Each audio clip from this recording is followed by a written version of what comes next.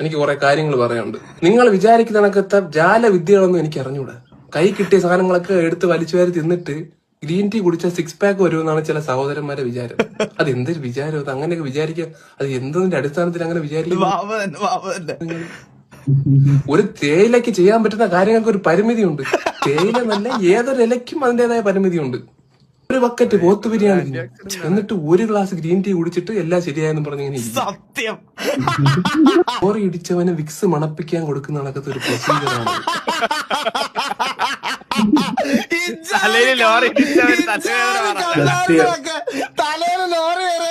Vicks മണപ്പിക്കാൻ കൊടുത്തത്.